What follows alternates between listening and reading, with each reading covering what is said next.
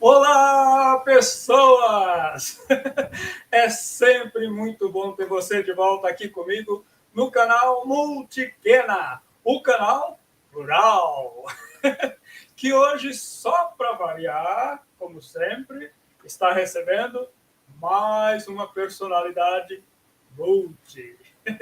É isso aí, mais um convidado especialíssimo para lá de especial.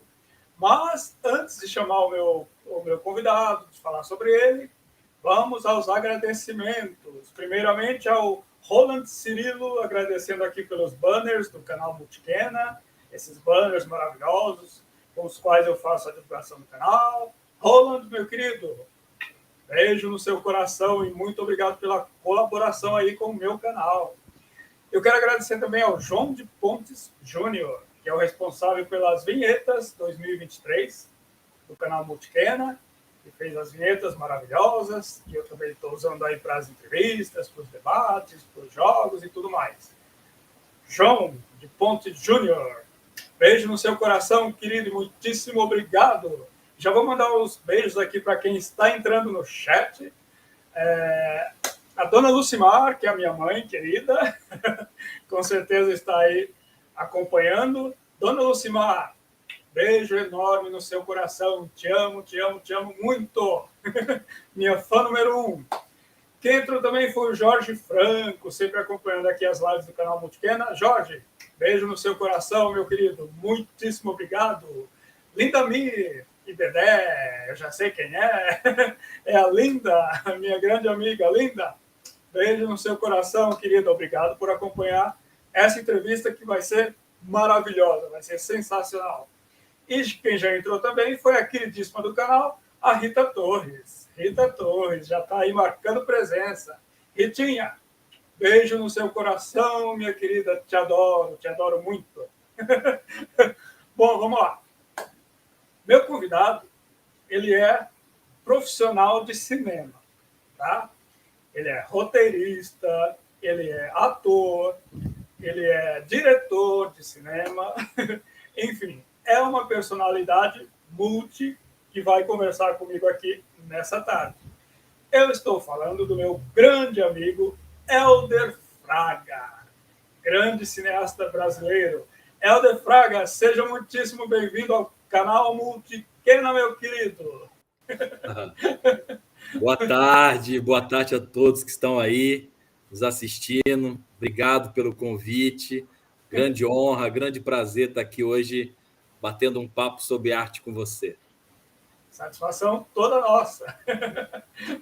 Vamos lá, vamos à primeira pergunta que eu faço para todos os convidados, tá? Então não é porque você é cineasta, é diretor, que você vai escapar, não. Vamos lá, preparado? Manda bala. Então conta aqui pra gente. Quem é Helder Fraga? Oh. Pergunta difícil, né? Complicado, né? Porque é difícil falar da gente, né? A gente está sempre falando dos outros, né? Quando a gente vai falar da gente, a gente fica meio sem saber o que falar, porque também pode soar um pouco arrogante também, né? Mas Helder Fraga, cara, é um sonhador, um batalhador, um cara que ama o que faz, que se dedica, que faz com muita garra tudo que faz, entrega tudo e tá sempre a favor da arte, sabe? Tentando unir, tentando aproximar, tentando conhecer gente nova, trabalhar com pessoas antigas. O Helder Fraga é tudo isso. Eu acho que, para resumir tudo isso aí, bater no liquidificador, Helder Fraga é um sonhador. Maravilha.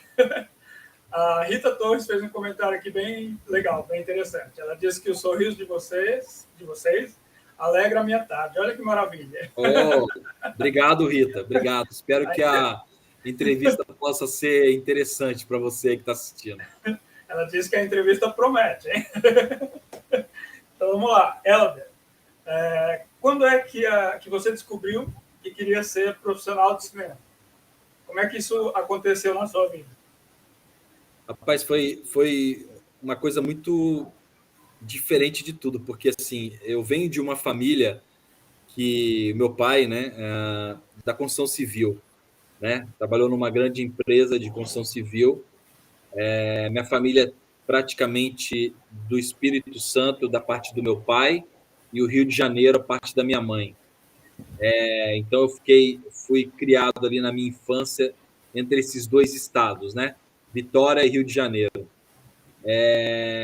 E sempre acompanhando o trabalho do meu pai, mudando de um estado para o outro. Então, assim, através do trabalho do meu pai, eu tive a oportunidade de conhecer e morar em muitos estados, né? Então, eu morei em todos os estados do Sul, Sudeste, né? Então, todos, de Minas até Rio Grande do Sul, acompanhando meu pai.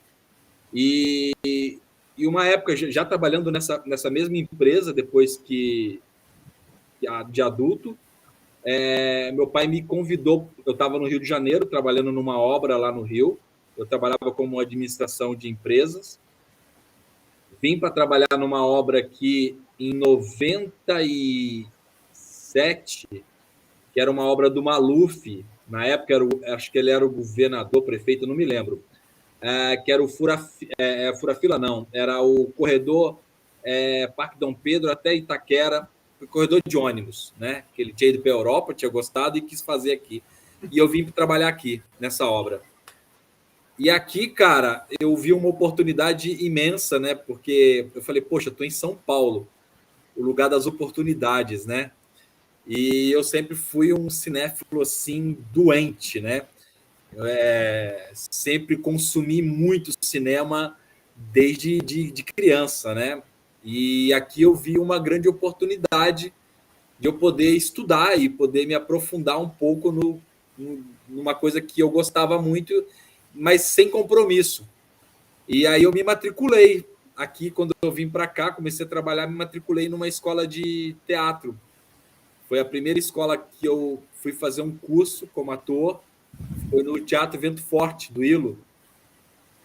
E lá eu tive minha primeira diretora, que hoje é uma amiga, e eu tive a oportunidade de produzir ela depois de muito tempo numa grande produção no teatro, que é a Beth Dorgan, que é uma das grandes atrizes brasileiras aqui de São Paulo, uma atriz incrível.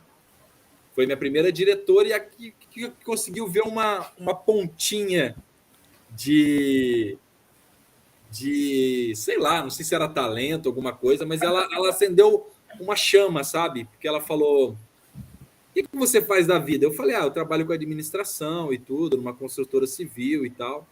E a minha vida praticamente seria isso também, seguir a carreira do meu pai.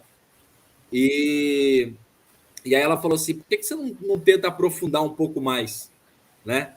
Sobre estudar, né? Fazer um curso profissionalizante e tal. Eu falei assim, olha, tô aqui de cair de paraquedas. Você tem uma ideia? Eu estava na empresa trabalhando, sabe, vou fazer um curso de teatro. Eu peguei as listas amarelas, lembra? Nem sei se existe, acho que não existe mais isso. E fiquei lá procurando, folheando, curso de teatro. E caí lá de paraquedas. Eu falei, não sei, vamos ver como é que é. E aí, quando eu fiz a apresentação, pela primeira vez, chamei a família, alguns amigos, para assistir, aí eu fui picado, cara.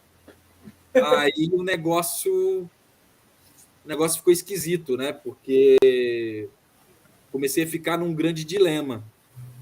Seguir a carreira na construção civil, que tinha um salário muito bom, tinha uma estabilidade financeira, ganhava muito bem, e ir para uma coisa totalmente desconhecida, que era o caminho artístico, né? E aí eu falei assim, quer saber? A vida é de arriscar, né? As pessoas têm que arriscar, né? E eu falei assim, nesse momento isso fala mais forte no meu coração. E aí eu resolvi chamar ela para um bate-papo e falei, o que você acha? Você vê que tem alguma coisa aí em mim? Ela falou assim, eu vejo. Você poderia escolher um curso profissionalizante de teatro. E aí eu falei assim, mas eu não conheço nada, eu estou em São Paulo há, sei lá, eu acho que eram 7 meses. E ela falou assim, olha, do outro lado da rua, porque isso era ali nos Jardins, né, o Vento Forte, né? E na época o INDAC era ali na Franschubel, Frederic Chopin, que era ali do lado. E ela falou assim, olha, eu dou aula em algumas escolas, né? Macunaíma, na época, né? 97. Macunaíma, Indac e a EAD, que é a melhor escola e tudo. Mas é uma escola muito difícil, tem que amadurecer mais para você poder entrar. Aí eu prestei o Indac, fui fazer um teste, passei, e aí eu fiz Indac, entendeu? E aí eu me formei como ator lá no Indac. Legal, e foi picado Assim pelo bichinho. Uma vez picado pelo bichinho do teatro, já era. Olha só, eu gosto sempre de me referir, né, à teoria do caos, que é uma teoria que eu admiro muito, que eu adoro, eu gosto muito, assim, porque fala das escolhas, né? Das escolhas que a gente faz. Uma escolha que você faz pode mudar, assim, completamente a tua vida, e pode provocar um caos, assim, não só na tua vida, como na vida dos outros. Você acha que a tua escolha causou um caos para o bem ou um caos para o... não para o mal, mas uma coisa que não foi muito boa? Não sei, eu acho que para o meu pai foi um caos para o mal, né? Porque ele gostaria muito que eu seguisse na carreira dele, assim, na empresa e tudo. Mas o meu coração, e aí tem o lado da minha mãe, a coração de mãe é diferente, né? A minha mãe falou assim, siga o seu coração. E eu segui meu coração, cara. Eu segui meu coração e eu acho que eu fiz o certo. Porque eu sou feliz hoje, tô praticamente, daqui a pouco eu tô completando 30 anos de carreira, entendeu? Então, eu tô um tempo aí no mercado, né? Tempinho já. E assim, você fez artes cênicas, né? Como é que essa experiência com artes cênicas contribuiu para a tua formação de profissional de cinema? Tudo, cara, porque como eu te falei no início, eu sempre fui um cara que curtia muito o cinema. Eu não tinha, eu era moleque e eu falava, poxa, mãe, na época eu lia jornal, né? Tinha jornal lá em casa, todo, eu sempre lia a parte de cultura, né? E aí eu falava, poxa, mãe, queria tanto ir no cinema, estreou o filme que eu tô muito curioso para ver, Ghost. Eu gostava daqueles filmes também do Sylvester Stallone, Rambo, do Arnold, Comando para Matar. Eu adorava aqueles filmes de ação, década de 80. E aí ela falava assim, vou te dar um dinheiro e você vai. Eu falei, tá bom, mãe, valeu. E aí ela me dava o dinheiro e me dava uma graninha também para eu comer uma pipoca, comer alguma coisa. Aí o que eu fazia? Eu não comia nada. Eu assistia 2, 3 filmes. Passava uma tarde no cinema vendo filmes, né? Chegava em casa faminto, morrendo de fome, né? E foi assim. Na verdade, o trabalho de ator, ele foi uma coisa muito importante para minha carreira. Eu não deixei de ser ator, eu sou ator ainda. Eu ainda faço trabalhos como ator. Mas eu queria chegar no cinema e eu acho que o melhor caminho para você chegar no cinema é conhecer o ofício em geral, assim, né? Como funciona o trabalho do ator, como funciona o teatro e tudo. Então eu mergulhei mesmo no teatro durante esses 3 anos lá no Indac. Já no segundo ano de Indac, eu já comecei a ser convidado para fazer espetáculos profissionais, né? Eu tive a grande sorte, no final do meu segundo ano, que o terceiro ano seria um ano de formação, né? Que eu ia me formar, mas eu já estava trabalhando profissionalmente, para minha sorte, do lado de grandes nomes do teatro, como Antônio Petrin, Jairo Matos, e entre outros, assim, eu fui convidado para fazer um espetáculo chamado Barrela, do Plínio Marcos. E, para minha sorte, nesse espetáculo, eu consegui conviver durante todo o período com o Plínio Marcos, que estava vivo ainda. Então, ali foi uma grande escola, sabe? Consegui trabalhar com o Plínio, que era um cara que eu já estudava na escola de teatro, ao lado de Nelson Rodrigues. São os 2 maiores dramaturgos, né, brasileiros, assim, com reconhecimento internacional e tudo. Então, para mim, ele foi uma grande escola. E eu sabia que esse ofício da atuação seria muito importante na frente, para onde eu queria chegar, que era o cinema, né?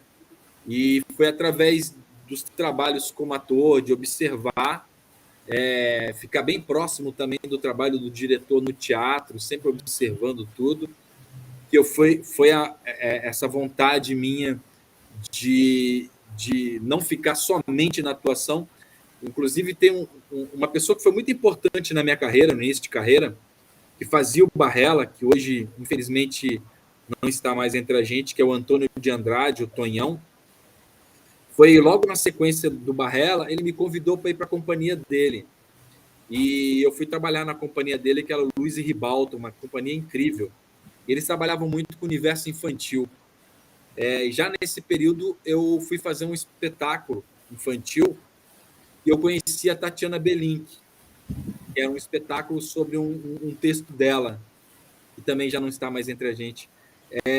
E foi muito legal, sabe, você começar a ver esse universo assim. E ele falou para mim, e eu não esqueci nunca, ele falou: Helder, a carreira artística é muito difícil, cara.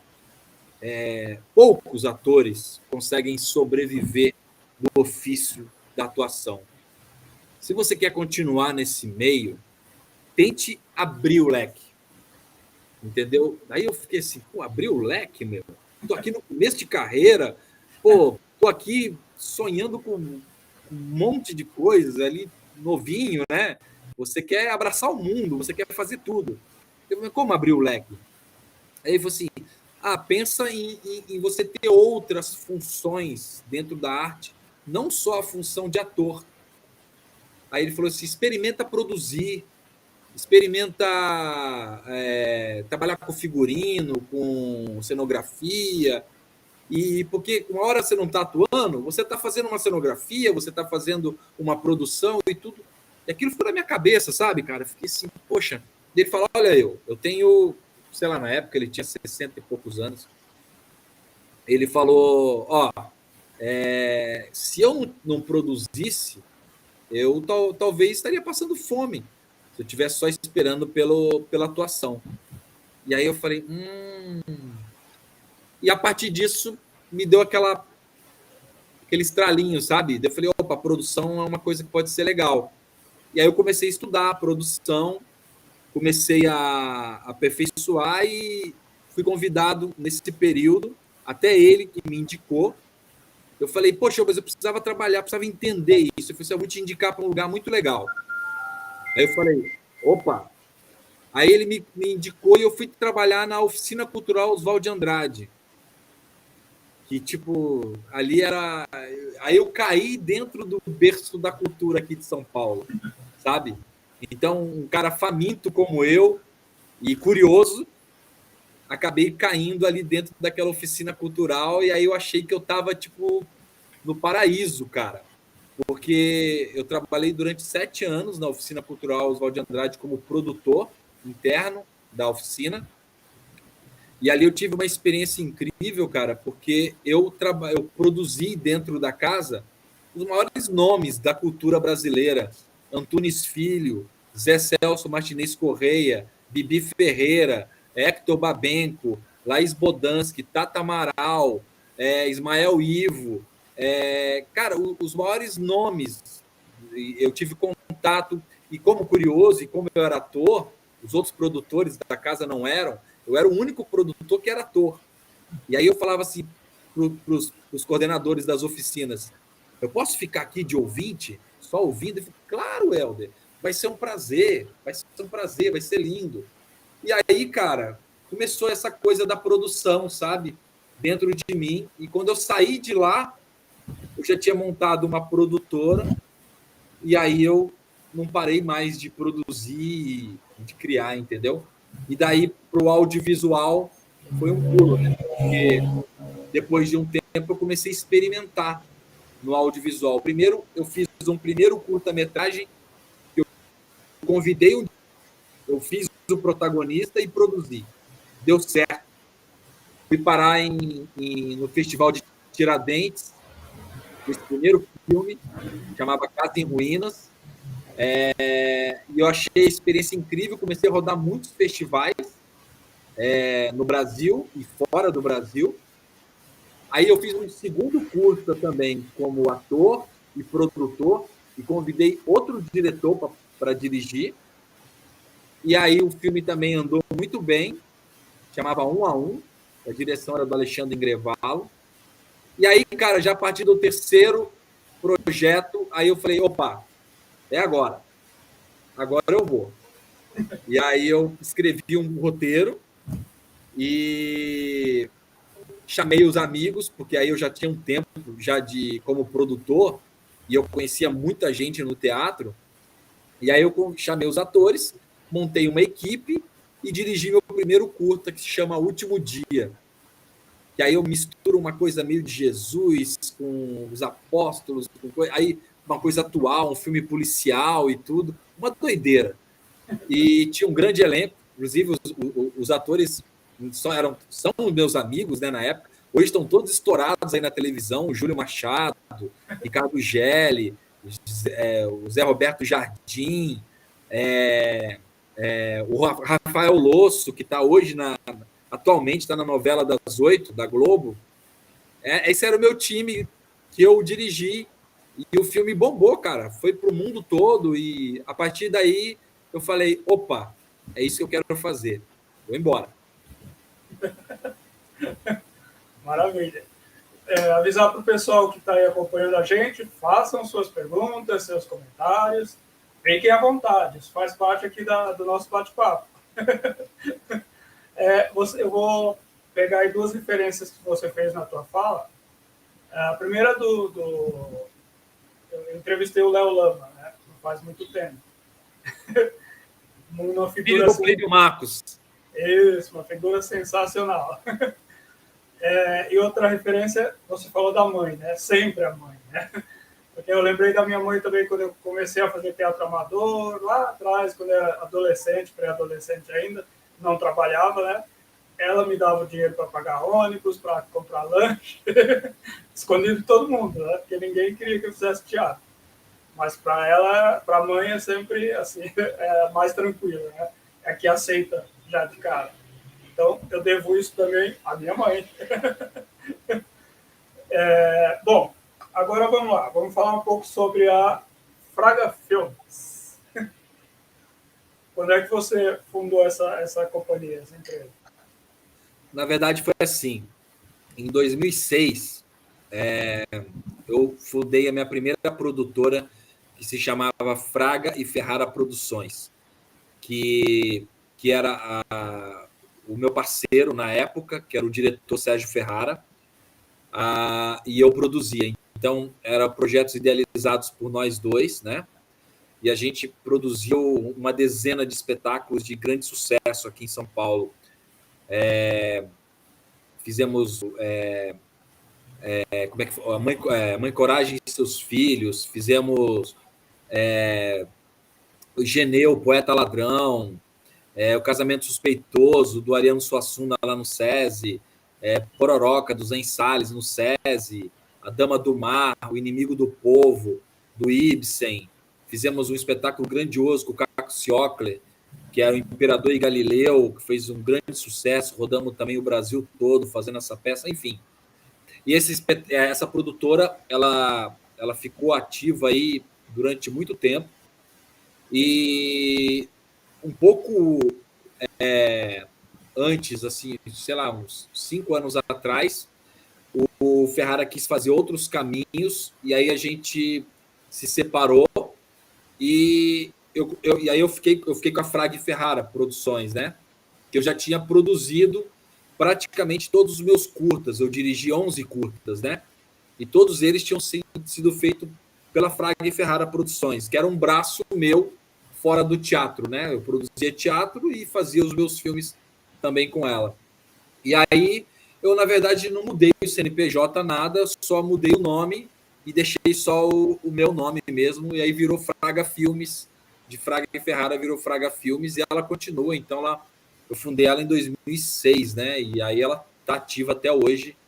Graças a Deus, espero que ela produza muitas coisas ainda. Com certeza vai. Agora sim, você tem 20 anos, né? de carreira como roteirista, cineasta e tudo mais. Como é que você enxerga a transformação pela qual passou o cinema nacional durante esses 20 anos? Poxa, cara, passou por uma mudança muito grande, né? Eu acho que o cinema nacional tinha perdido um pouco do prestígio, né? Desculpa, eu bati aqui. Um pouco do prestígio, assim, internacional e tudo, mas durante um período muito difícil ali que a gente perdeu um pouco a parte do colo ali, aquele período do colo foi um período muito, muito triste, mas o cinema renasceu, né, com Carlota Joaquina, que jogou o cinema nacional de novo para o mundo, por um olhar diferente, e aí depois veio o Central do Brasil, que fez aquele sucesso estrondoso no país, no mundo todo, né, sendo indicado para o Oscar. Eu fiquei muito amigo do Vinícius, é um grande amigo meu hoje. E depois veio Cidade de Deus, que deu aquele boom, né, também internacional, do Meirelles, e aí colocou de novo o nosso cinema num lugar onde ele nunca deveria ter saído, um lugar de destaque mesmo, né, mundial. E eu vejo que agora a gente passou agora recentemente, nos últimos 4 anos, por um momento muito difícil, né, porque a cultura perdeu um pouco o valor, né? As produções caíram muito, assim, não de nível, assim, de lançamento, né? Continuamos fazendo filmes incríveis, né? Filmes maravilhosos, mas assim, o número de lançamentos que era gigantesco, tipo, caiu para 20%. E isso foi uma fase muito difícil, né, para o cinema nacional. E ainda pegamos uma pandemia que ainda deixou a gente mais baqueado, né? Mas eu sinto que nesses últimos... Fiz até um panorama desses últimos 20 anos, assim. Eu acho que o cinema nacional está muito forte e está voltando agora. A gente... 2023 é um ano muito animador para quem trabalha não só com artes visuais, mas com arte em geral, né? Artes cênicas, tudo, porque tem uma política agora bem engajada em liberar fundos para todas as leis. Então, acho que a Lei Rouanet vai abrir agora no mês de março, e vem aí a Lei Paulo Ricardo, que vai destinar muita grana também para o audiovisual, para a arte em geral, vem Aldir Blanc, vem PROAC, vem, enfim. Eu acho que é um ano assim que todo artista estava esperando muito tempo, sabe, para conseguir viabilizar seus projetos, colocar seus projetos aí para captação e fazer lindos projetos, né? Então, cara, eu acho que é um ano animador. Eu acho que esses últimos 20 anos o cinema nacional se mantém forte, né? Apesar de a gente ter disputado o Oscar pela última vez com Cidade de Deus, né? Já tem bastante tempo que a gente não consegue entrar entre os 5 finalistas, mas isso não quer dizer nada, porque o Tropa de Elite ganhou o Festival de Berlim, outros filmes brasileiros ganharam o Festival de Cannes, as mostras paralelas, enfim, cara, eu acho que todo grande festival do mundo tem hoje filmes brasileiros. Parece que agora anunciaram os filmes que estão competindo em Berlim desse ano. Já tem, acho que, uns 2 ou 3 filmes brasileiros. A gente está praticamente todos os anos dentro dos grandes festivais de cinema do mundo. Isso só mostra e reforça o poder, né, do cinema nacional, né? Lá fora eles gostam muito, muito, muito do cinema nacional. O meu questionamento é exatamente sobre isso. Você tocou aí no ponto. Mas antes, a Rita, ela está com uma dúvida assim, do tempo da tua carreira. Porque eu falei 20 e acho que você mencionou 30. Mas isso você está contando com o teatro também, né? Não, tudo. Então são 20 ou 30 anos? Não, 27 anos de carreira. 27? Então, Rita, não é 20, não é 30, é 27. São Mas tá 27 tudo aí, tá anos certo. para ele. Mas está ali, né? Então, a questão é a seguinte. A gente, desde sempre, a gente tem aqui o brasileiro, né, o público brasileiro, ele prefere ir ao cinema para ver um filme norte-americano, né? Você até deu o exemplo lá dos filmes que você adorava, que gostava, que ia ao cinema para ver. Isso continua, né? E acaba se preterindo os filmes nacionais. Essa realidade ainda é assim? Ou você acha que isso melhorou, vai melhorar? Você é otimista? Não, cara, eu acho que assim, existem gostos, né? Acho que o grande público, aquela coisa que tinha, o cinema nacional não é bom, o cinema nacional, eu acho que isso é boa. Isso não existe, sabe? Eu acho que o cinema nacional é tão bom quanto qualquer filme internacional. Isso a gente pode ver, por exemplo, Tropa de Elite, cara. Poxa, Tropa de Elite, se você coloca os atores falando em inglês, você fala que foi feito lá nos Estados Unidos, cara. Cidade de Deus. Eu posso ficar falando aqui para você a entrevista toda e citando filmes e mais filmes. E o nível das nossas séries também. Recentemente, agora assisti uma série incrível na Globoplay, Rota 66, né? É isso? Rota 66, acho que é isso. Uma série incrível de ação policial, cara, que, que fala assim, essa série poderia ter sido produzida lá nos Estados Unidos, cara. Quanta coisa boa que a gente está vendo. O Dom, que é uma série da Prime Video, uma série de ação também, que retrata um cara que existiu aí, um assaltante, assim, uma série de ação também, assim, maravilhosa. Bom Dia Verônica, que está na Netflix, cara, que ficou durante algumas semanas como entre as 10 mais assistidas do mundo. E você vê a Netflix, cara, o produto brasileiro, cara, quando entra lá, cara, eles já tem vários projetos brasileiros que é top 1 no mundo, cara. E assim, nós estamos falando do mundo, então a gente está falando de uma empresa americana que um produto brasileiro tá lá, cara, no top.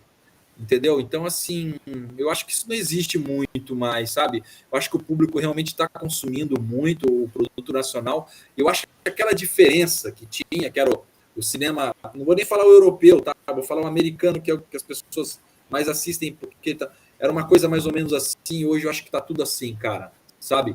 Porque os mesmos programas que eles usam lá fora, a gente está usando aqui, entendeu? Então, aquela coisa, falar, o cinema nacional, o som é ruim, isso não existe mais. O nível é o mesmo. A pós-produção do cinema nacional é de alto nível, cara. De alto nível mesmo, sabe? Então, assim, eu acho que aquela diferença que tinha, a única coisa que eu acho que tem a diferença mesmo é que lá a indústria deles é uma indústria muito forte, que tem muito dinheiro e que a forma de se produzir é diferente, né? Porque lá o cara tem a grana, o cara entra como produtor executivo do projeto e vai entrando outras pessoas e tudo. Aqui a gente ainda trabalha no formato de lei, de editais, para conseguir produzir. Ainda tem essa diferença, sabe? Essa, para mim, assim, é a principal diferença.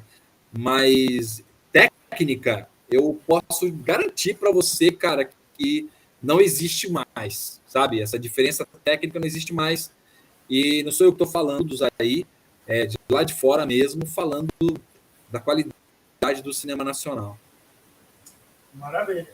Quem chegou agora também disse que, perdão por retraso, Rutinha, mi querido Rutinha. Besos, querida. Te quiero mucho. Gracias. No hay problemas. No hay problemas que esté de retraso. No hay problemas.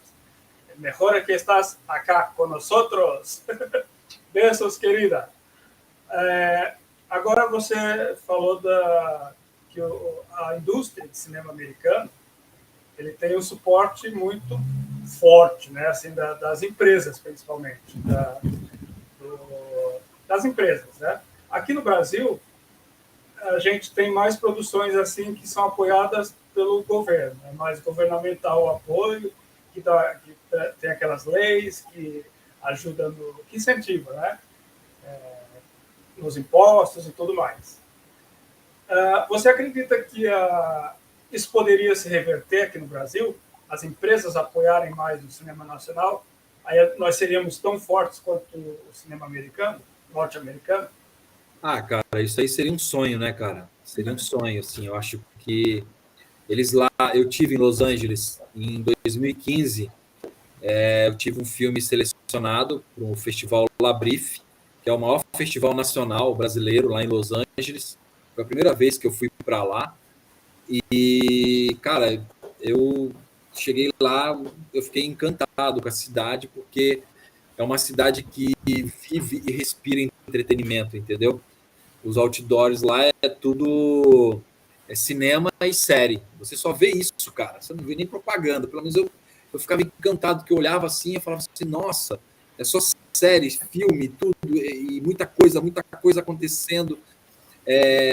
Então, assim, claro, eu acho que há um longo caminho, né, para a gente chegar num nível como esse, assim. Mas eu acho, cara, que as coisas estão andando num formato tão rápido que, cara, eu não sei, pode ser que daqui a alguns anos a gente possa também estar abrindo também sendo esse mercado grande, com empresas investindo nos filmes e tudo, porque lá tem o retorno, né?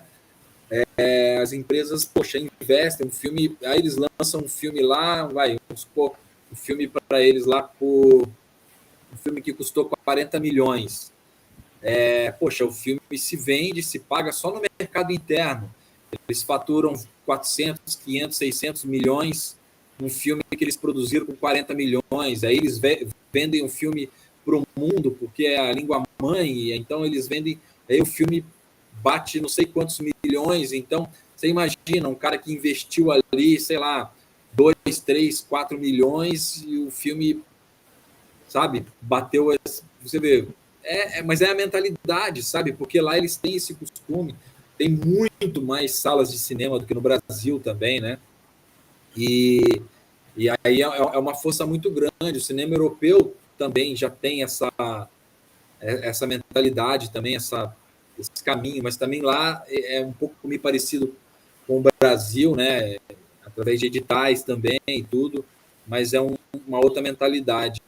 Mas, cara, eu torço, sabe? Eu torço muito que as empresas também queiram investir em entretenimento, porque, cara, é um bom negócio, viu, cara?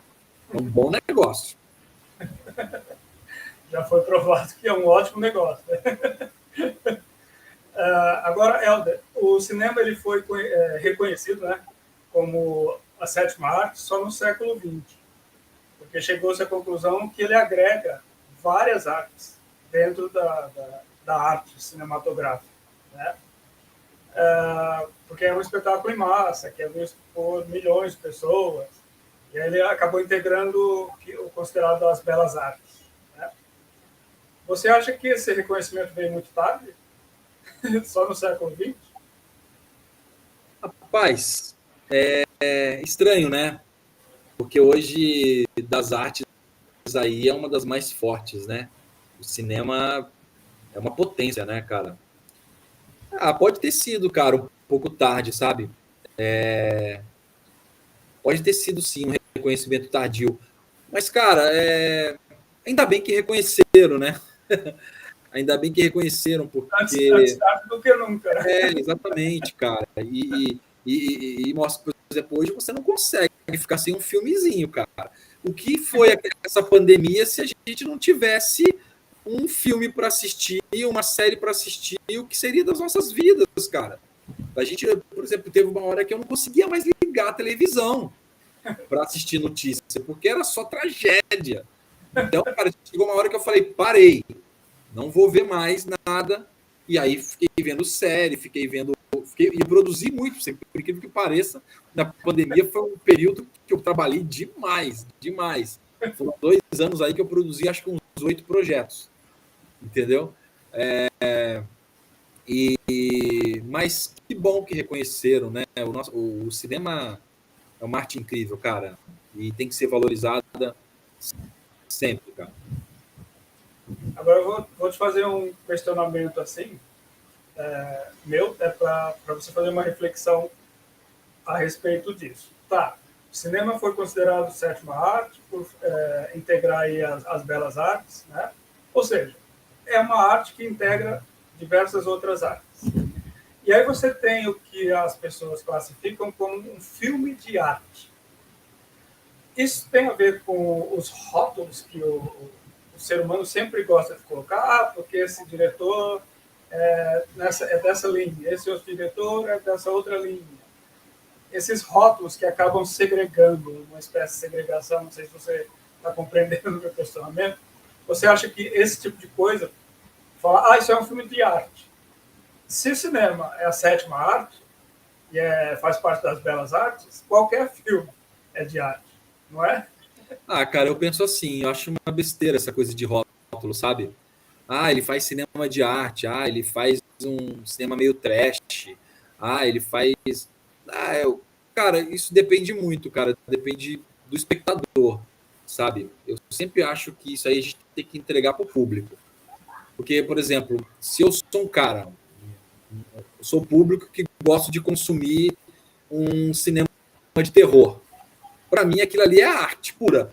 Porque eu gosto de ver aquilo, cinema de terror. Então, aquilo ali é de arte para mim. Entendeu? E é um filme de terror. Eu não sei, cara. Isso aí são rótulos, né? Que eles ficam colocando, assim, que eu acho que não cabe, né? Acho que o cinema é uma arte, cara. Independente do gênero, eu acho que, para mim, tudo é arte, cara. Entendeu? E assim, como é que é? Sei lá, aquela coisa que você fala assim, eu não sei, não existe cinema bom, cinema ruim, existe cinema sem vida, cara. Entendeu? O cinema que você assiste assim, você fala, não chegou em mim, não me tocou e tudo. Mas não significa que aquilo ali é ruim, cara. Porque ali, poxa, quando você realiza e você faz, poxa, você tem que imaginar que o cinema é uma arte coletiva, né? E o cinema, poxa, você vai ter uma equipe aí, você tem uma equipe de 100, 200 pessoas para fazer um filme. Desde da ideia inicial até o momento que está na sala de cinema. Então, são muitas pessoas, muitas cabeças, pensando um projeto, desenvolvendo, pensando cada etapa daquele projeto. O cinema é um projeto que tem uma demanda de tempo grande, então, de pesquisa. Então, assim, poxa, você acha que todas as pessoas, todos esses profissionais que dedicaram não um mês, 2 meses, mas anos das suas vidas para fazer aquele projeto, entregar. Se você perguntar, assim, pô, esse filme é ruim pra caramba, esse filme não presta. Poxa, é até um desrespeito, né, com aquelas pessoas que se dedicaram durante tanto tempo para poder entregar aquela obra e tudo. Não sei, cara, é uma forma minha de estar, tá? Eu tenho muito respeito pelas pessoas que fazem, porque eu sei que não é fácil e eu sei que, ainda mais no Brasil, é muito difícil você conseguir fazer um filme e você conseguir colocar um filme no cinema. Então, eu gosto de pensar que assim, existem filmes que não me tocaram, mas que ruim, sabe? Eu não gosto muito. Mas ainda assim não perde o valor, né? Exatamente. Tem um valor, sabe? Tem um valor. Sim, com certeza. Também a gente não consegue, né? A gente não consegue agradar todo mundo, né, cara? Então, sempre vai... Agradar sempre a gregos e baianos, né? Então, é difícil. Agora, assim, você tem alguma referência de cinema? Alguma referência tua, assim, de diretores, isso? Isso, Cara, tem muitas influências. Inclusive, agora há pouco, estava conversando com o meu diretor de fotografia, que é o Tomires Ribeiro, que é um parceiro que vem me acompanhando aí. nos últimos anos. A gente vem fazendo muitos projetos juntos e a gente a gente se identifica muito com pessoas diretores que a gente muito, né? E a gente tem algumas referências desses caras, assim. Particularmente eu gosto muito para mim, o maior gênio do cinema, assim, que é um cara que, para mim, está em outro patamar, sabe? É o Martin Scorsese. Eu sou apaixonado pela obra, pela carreira dele, pelo estilo dele de filmar, pela linguagem dele estética. Para mim, ele está em outra dimensão, assim, sabe? Mas aí tem os outros, tem o Kubrick também, que é um cara que eu gosto muito. Falando um pouco lá de fora, tá? E aí tem os caras mais modernos agora, assim, que eu curto, que é o David Fincher. Acho que é um dos diretores técnicos, assim, mais incríveis para se pesquisar, para se estudar. Entrega obras maravilhosas. Para quem não sabe, o Fincher é o diretor do Clube da Luta, o diretor do Seven, Sete Pecados Capitais, Garota Exemplar, enfim, muitos filmes legais. Mank está na Netflix, é um filme incrível. Tarantino, que para mim é uma figura assim diferente de tudo que a gente já viu no mundo do cinema, né? O cara que trabalha a violência e o humor do jeito que ninguém consegue fazer. Todo mundo tem, mas é um estilo único. Isso aí é só dele. Ninguém vai chegar perto. Enfim, tem muitos caras interessantes. Tem os mexicanos, né? O Anito é um diretor maravilhoso. Cuarón, Guilherme Del Toro, que trabalha muito fantasia, cinema de gênero, né? Que inclusive agora tem um filme, uma animação incrível, que provavelmente vai ganhar o Oscar, que é o Pinóquio. Ele refez o Pinóquio, cara. Deu uma linguagem nova pro Pinóquio, é incrível. Cara, muita gente boa. Eu gosto do Christopher Nolan, esse cinema dele autoral, blockbuster, mas com muito conteúdo, visualmente belíssimo. O Denis Villeneuve, que é um diretor canadense. Quem puder assistir os filmes desse cara, também assistam. Ele está numa fase agora muito ficção científica, mas se você voltar um pouquinho mais para o começo da carreira dele, ali, ele entrega filmes incríveis, Sicário. Ele agora é o diretor do Duna, né? Esse Blade Runner novo, A Chegada, que é essa fase meio ficção científica dele. Esses são os caras assim que eu gosto muito de estar assistindo. No Brasil, cara, tem muita gente boa também que eu gosto. A Laís Bodans, que é uma diretora incrível, eu trabalhei com ela como ator.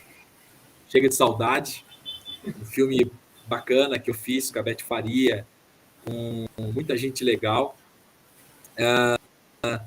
Tem a Tata Amaral, que é uma grande diretora, o Galão Reichenbach, que já não está mais por aqui, Fernando Meirelles, Walter Salles, enfim, cara, e tem uma nova geração que está chegando aí, com grandes diretores também. Aí, cara, eu na verdade, assim, eu me alimento, sabe?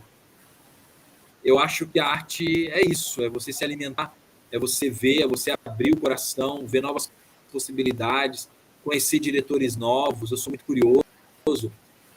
Quando eu assisto um filme, eu procuro saber. Às vezes eu não gosto muito de ler sinopse, sabe? Eu gosto de mergulhar no filme e ver o que o filme me entrega. Aí se o filme bate, eu falo, opa, quem que dirigiu? O que esse cara já fez? Aí eu vou ver, poxa, deixa eu ver. Eu já vi esse filme desse diretor e tal. E aí como é a atuação também, eu sou um cara que eu amo o ator. Eu acho que o ator está acima de tudo, cara. No meu set, o ator é o ser mais importante. Eu respeito muito esse ofício. Porque você ficar na frente da tela, cara, para defender um projeto, não é fácil. O ator vai lá e defende. Então, para mim, cara, o ator é essa sagrado, sabe? Eu respeito muito o ator e eu adoro trabalhar com ator. É a figura central. Central, sempre tanto produzindo teatro, contracenando como dirigindo, sabe? Às vezes, eu como diretor, a gente faz a decupagem, né? Que é escolher os planos, o movimento de câmera, onde vai posicionar a câmera, a intenção do ator, como trabalhar com o ator ali. E, às vezes, tem uma coisa na minha cabeça, da cena, do diálogo, a gente também sai, tudo chega no set. Às vezes eu falo, isso não tá legal. Aí eu estou ali e bato um papo com o ator. E, cara, o ator sempre traz uma coisa que eu precisava e me dá o que eu preciso. E o ator é criador, tanto quanto a gente, né? Então, é tão importante você saber lidar com o ator e trabalhar com o ator. Para mim, eu sou um apaixonado por esse ofício, sabe? Eu, quando sou ator, eu desligo o cara. É eu e o que o diretor quer que eu faça e reproduza, sabe? E eu tento chegar naquilo que o diretor quer.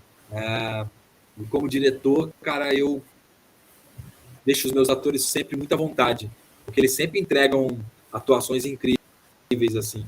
É importante isso, essa troca. E assim, falando de ator, né? Quando é que você, como diretor, quando é que você acha que o ator está preparado para fazer cinema? Ou para fazer um filme, que seja? Cara,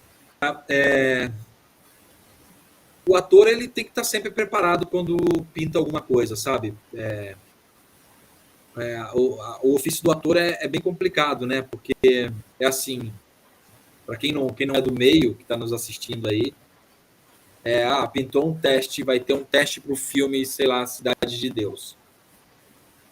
Aí o produtor de elenco coloca isso e aí, cara, vai o mundo tentar pegar um personagem para poder fazer. Então, assim, são muitas etapas. A primeira etapa é essa, você vê que você vai fazer um teste, tem uma agência que te coloca para você fazer o teste e você vai lá. E assim, de 10 testes que você faz como ator, você talvez passe em um ou nenhum dos 10, cara. Entendeu? E você tem que continuar ali, ó. Fazendo. Não é fácil, cara. E quando você pega o projeto, aí, cara, tem um período de ensaios. Então você vai mergulhar naquele personagem. Tem diretores que gostam de trabalhar com os atores, é o meu caso. Tem diretores que contratam um preparador de elenco para trabalhar cenas e depois chega no set, ele dá mais uma moldada para onde ele quer chegar. Então, o trabalho do ator é bem difícil, sabe? E o ator tem que estar preparado sempre, cara. Eu dei muita sorte, assim. Eu te falo de coração aberto. Eu nunca tive problema com o ator dirigindo, né? Porque todos os atores que chegaram para trabalhar comigo sempre chegaram prontos, assim, sabe? E tudo só foi uma troca. Um ajuste aqui, um ajuste ali e tal. E aí, às vezes, isso não tá legal, vamos tentar fazer por aqui, por ali. É muito diálogo, né? E confiança, né? Porque a relação diretor e ator tem que ser uma relação de confiança, né? Porque às vezes o ator também questiona, né? Mas por que eu tenho que fazer isso? Mas por que é isso? Você acha que é isso? Entendeu? Então, e você tem que saber defender também o seu ponto de vista e mostrar para ele. Então, acho que é uma troca. Mas eu acho que, respondendo a tua pergunta, eu acho que o ator tem que estar sempre preparado, cara, porque você não sabe. Hoje eu tô aqui, ó. Tô sei lá, 10 meses sem trabalho. Amanhã eu tô fazendo um teste e eu pego uma super produção. Vou fazer uma série na Netflix com um personagem central. Cara, é isso. Você tem que chegar lá e fazer. Agora, sim, você somando todos os prêmios, né, você acumulou 135 prêmios. Na tua concepção, o que é que um prêmio significa para uma produção cinematográfica, para um diretor? Cara, vou te falar uma coisa. Aqui no Brasil, acho que nada. Pode ser bem sincero. Se eu fosse um americano, talvez nos Estados Unidos isso aí poderia pesar um pouco ao meu favor, assim, e poderia me abrir muitas portas para eu poder trabalhar e dirigir mais coisas. Aqui no Brasil é uma prateleira cheia de troféu. Entendeu? Eu acho que É decorativo. é decorativo, entendeu? Inclusive, é, tem um deles ali que tem a mãozinha para cima, assim, que eu coloco a minha aliança ali, e a minha mulher coloca a dela ali, quando a gente vai sair, a gente tira a aliança, coloca dentro e sai. Entendeu? Não funciona muito assim. Mas para a gente, como realizador, é importante, porque você sente que o seu papel, o seu trabalho está sendo valorizado e tudo. Eu estou falando de prêmios que a gente conquistou em Nova York, conquistou em Los Angeles, conquistou em vários lugares do mundo, na Espanha, enfim, eu ganhei muitos prêmios fora também do país e tudo. Mas te falar que isso refletiu em uma porrada de trabalho para eu dirigir, eu vou te falar que não, cara. Não, entendeu? Então, a resposta é tipo, aqui no Brasil não faz efeito nenhum, cara. Continuar fazendo. A Rita Torres disse que o papel do ator é muito importante, pois tem muitos atores que incorporam o personagem. É isso aí, Ritinha. É um trabalho árduo, mas assim, fascinante, né? O trabalho do ator. Helder, infelizmente a gente já está caminhando aí para o finalzinho do nosso bate-papo, que passa muito rápido, né? Você vê, 1 hora parece em 10 minutos. É muito rápido que passa. Eu vou dizer uma frase do gênio, né? Um dos gênios assim, que eu considero de cinema, que é o Chaplin. Ele disse assim: num filme, o que importa não é a realidade, mas o que dela possa extrair a imaginação. Como é que você traduziria essa frase do Chaplin? Tá difícil, né? É gênio, você acabou de falar. É gênio, né, cara? É um dos diretores também, assim, que eu acho. Esqueci até de comentar, mas é um gênio. Eu acho que o Chaplin, quando fala, a gente não tem que falar mais nada. Tem que só falar, fazer assim, ó. É Charlie Chaplin, entendeu? Eu concordo. Sem fala como eram os filmes dele, né? Exatamente. Então, não tem. Se o homem falou, só tem que bater palma, cara. Eu só queria, antes de fechar a live, falar que eu queria deixar aqui que assim, que eu tô agora para lançar um filme novo, né? Provavelmente agora em março, que é o Fã Número 1, que é um filme que é a produção da Fraga Filmes, a Primeiro Olho Filmes, e ai meu Deus, o Léo vai me matar, que eu esqueci o nome da produtora dele. A produtora do Leonardo Granado, vou falar em roteirista e produtor. Desculpa, Léo.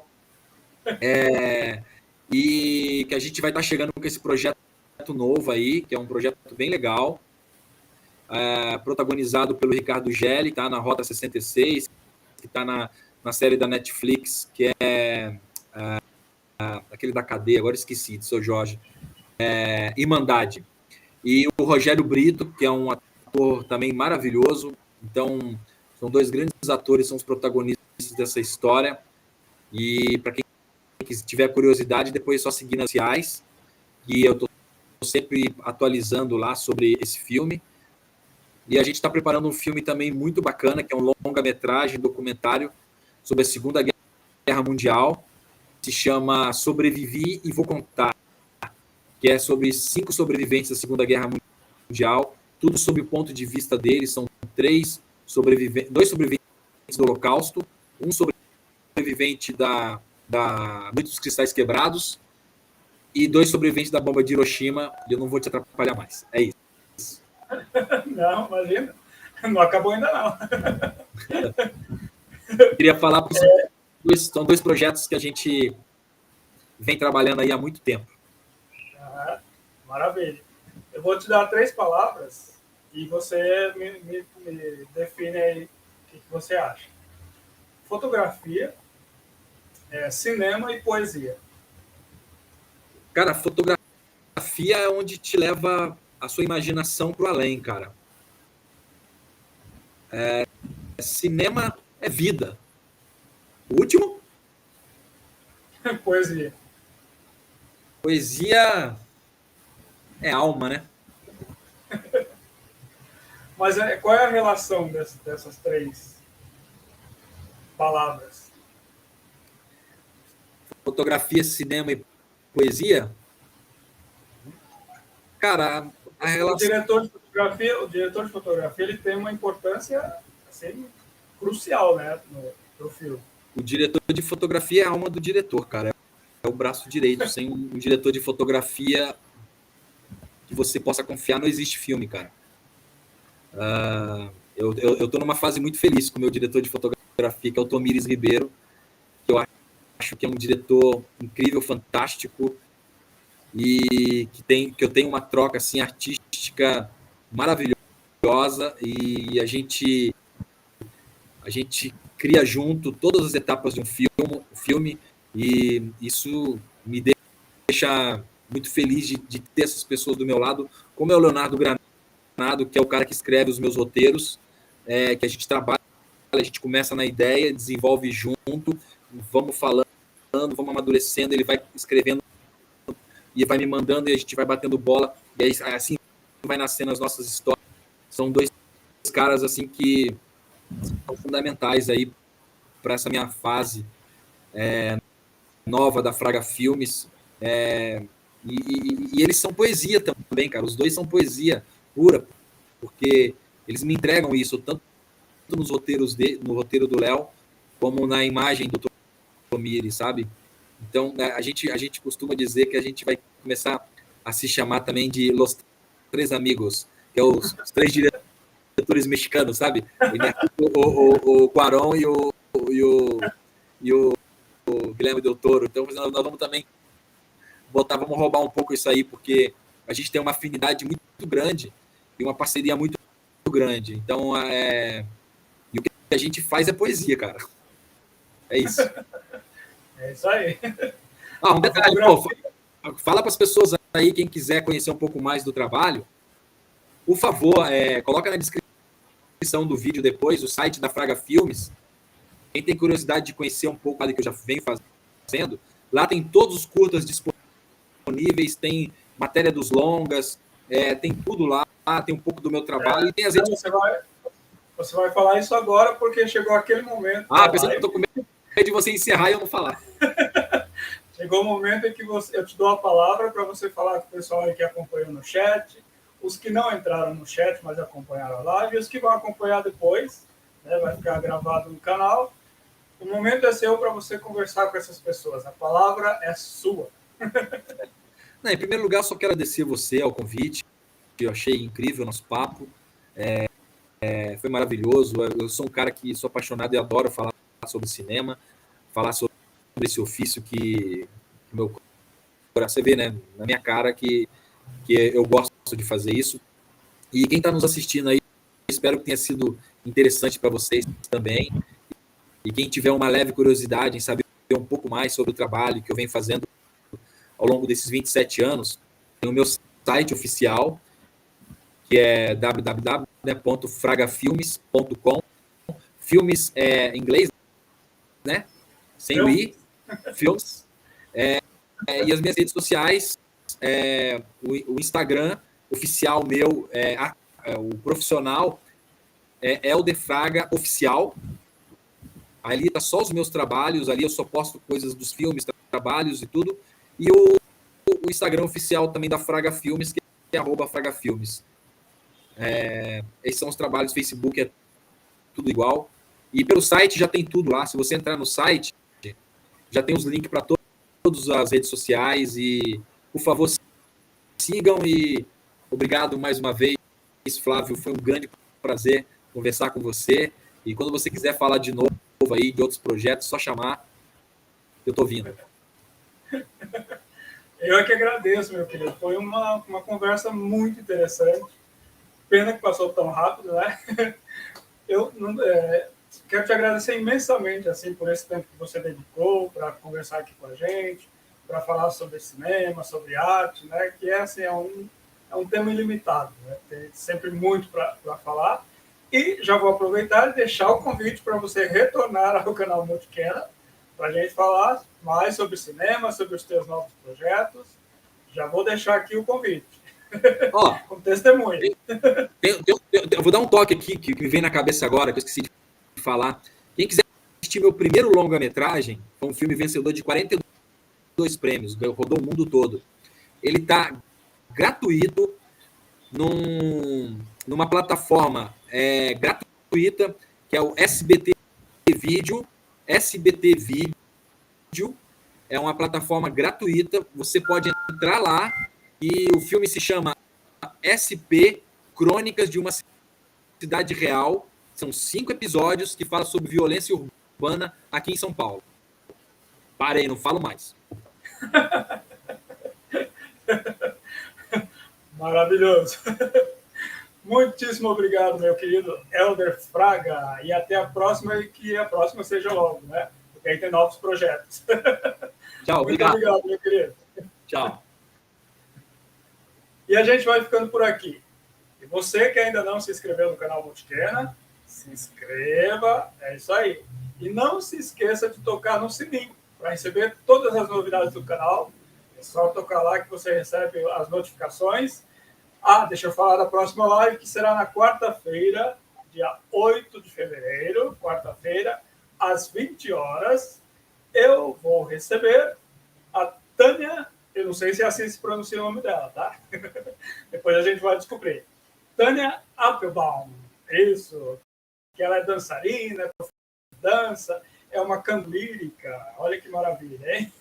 Ela é uma soprano maravilhosa, que estará aqui comigo, logicamente falando sobre música, sobre dança, enfim, será um bate-papo para lá de especial, então quarta-feira, dia 8 de fevereiro, às 20 horas, imperdível, tá? Não perca. E continue se inscrevendo no canal, fazendo os comentários, dando seu like também, que é muito importante para a sobrevivência do canal. E é isso por hoje. Tchau, pessoas! Tchau!